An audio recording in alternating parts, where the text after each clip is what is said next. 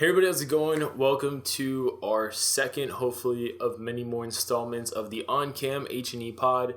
So my name's Josh, I'm your host of this episode, and we have a few interesting topics here today. So the first one is really breaking down the leaked information that came out about Colin Trevorrow's original Episode 9 story for Star Wars, which is really interesting because instead of going The Rise of Skywalker as the title, it was going to be the Duel of the Fates, which is obviously a callback to the infamous Duel of the Fates, but just the fact that this story is so different, which we'll touch upon, it just really shocks me.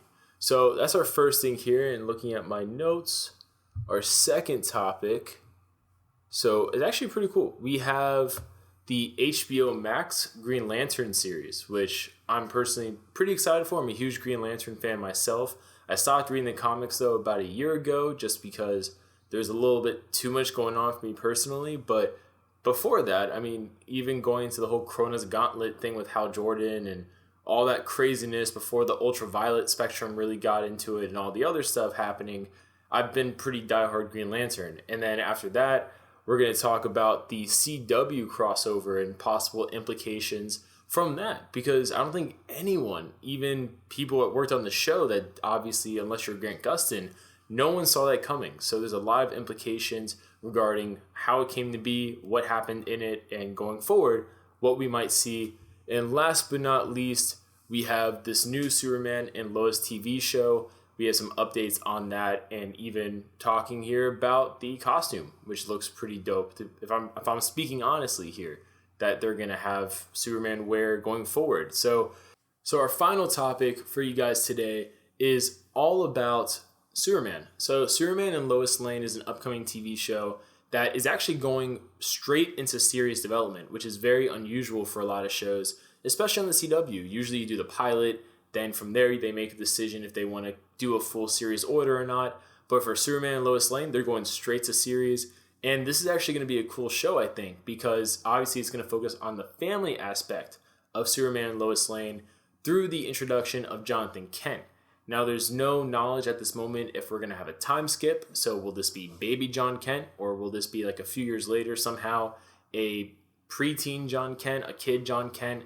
We don't really know yet. I would like to think it will be more of the latter, just because there's been rumors that this show will also feature in some capacity Damian Wayne, which is definitely a character that has a lot with it. And because all these CW shows are officially, I think, on the same Earth now, including Batwoman, Supergirl, The Flash, it makes me wonder, will Batwoman now have Bruce Wayne come back and be Batman, or will he come back from being captive, let's say, by the League of Assassins? And from there, we also get Damian Wayne's introduction. I think that would be pretty cool, since when Damian was introduced to Bruce in the comics, he was already more or less a grown-up kid. He wasn't an adult by any means, but he was at least like 10, 12 years old, something like that.